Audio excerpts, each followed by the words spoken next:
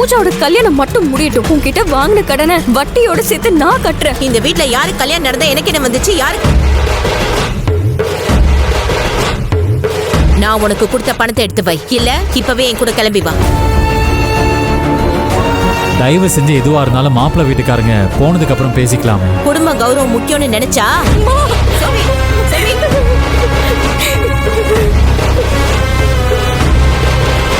புது வசந்தம் நாளை பகல் 1:30 மணிக்கு உங்கள் சன் டிவியில்.